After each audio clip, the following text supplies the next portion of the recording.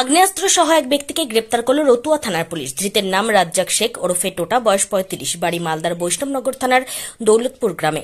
তার কাছ থেকে 4টি 7mm পিস্তল, 4টি ম্যাগাজিন ও 4টি বুলেট সহ একটি মোটরবাইক উদ্ধার করা হয়।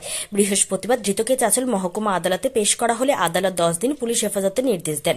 চাঁচল এসডিপিও সোমনাথ সাহা জানিয়েছে, রতুয়ার মহানন্দ টোলা ফাঁড়ির পুলিশ নাকাট্টি ব্রিজে নাকাত তল্লাশি চালাচ্ছিল। সেই সময় রাজ্জাক শেখ এবং তার একজন সঙ্গী বিহারের দিক থেকে রতুয়ার অভিমুখে আসছিল। তার মধ্যে একজন পুলিশের নাকা দেখে মোটর বাইক থেকে নেমে পালিয়ে যায়। তাতেই পুলিশের সন্দেহ হয় এবং রাজ্জাককে মোটর বাইক সহ ধরে ফেলে। তার কাছে তল্লাশি চালিয়ে 4টি 7mm পিস্তল, 4টি ম্যাগাজিন এবং 4টি কার্তুজ উদ্ধার হয়। পলাতক অভিযুক্তের খোঁজ চলছে। পুলিশ আরও জানিয়েছে, তারা বিহার থেকে আগ্নেয়াস্ত্র এবং কার্তুজ এনে এবারে বিক্রি চক্রের সঙ্গে যুক্ত রয়েছে। এই পাচার চক্রের সঙ্গে আর কারা যুক্ত রয়েছে এবং এই অবৈধ অস্ত্র কোথায় পাচার করা হচ্ছিল তার পাশাপাশি অপর পলাতক ব্যক্তির নাম পরিচয় জানার চেষ্টা চলছে। তিনি আরও জানিয়েছেন, বেআইনি অস্ত্র কারবার রুখতে বিভিন্ন জায়গায় পুলিশের নাকা চেকিং চলছে। যেহেতু বিহার থেকে বাংলা অবৈধ অস্ত্র ঢুকছে তার 10টা 15 নাগাদ, রাত্রি 10টা 15 নাগাদ রতুয়া থানার অন্তর্গত নাককাটি ব্রিজের ওখানে যখন আমাদের রুটিন নাকা চেকিং হচ্ছিল, তখন দেখা যায় একজন বাইকে করে, মানে একটা বাইক দূর থেকে আসে এবং সেই বাইকে দুজন ছিল। এবার নাকা চেকিং হচ্ছে দেখে সেই বাইক থেকে একজন নেমে পালানোর চেষ্টা করে।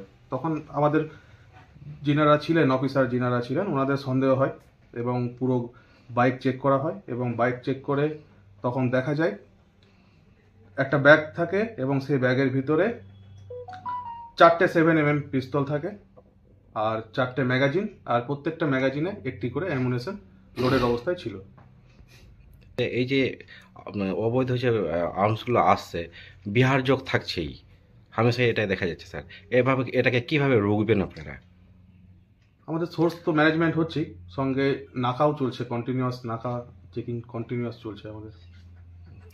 আগে চাঁচলে একটা হয়েছিল, রবারি হয়েছিল, তাতেও বিহার যোগ ছিল। যেহেতু হরিশ্চন্দ্রপুর, রতুয়া এবং কি মানিকচক এটা করিডোর হয়ে দাঁড়িয়েছে ঝাড়খণ্ড বিহারের, ওদিক দিয়ে ওই পথ দিয়ে যেন মানে কি আর্মসগুলো ঢুকছে বিহার থেকে। এটা আমাদের হচ্ছে বিহার পুলিশের সাথেও আমাদের মানে সুন্দর কোঅপারেশন আছে। মানে ওখান থেকেও আমরা বিভিন্ন মারফত খবর পেয়ে থাকি। প্লাস আমাদের এখানেও যদি কোনো কিছু হয়ে থাকে, ওনারাও যথেষ্ট পরিমাণে কোঅপারেশন করেন। এই যে অবৈধ আর্মসগুলো ঢুকছে, আগামীতে 26-এ নির্বাচন রয়েছে, সেই কি নির্বাচনকে মানে এই কিছু আমাদের তো চলছে কন্টিনিউয়াস নাকা চেকিং চলছে, যাতে এই অবৈধ আর্মসের কারবার যাতে দিন দিন কমে।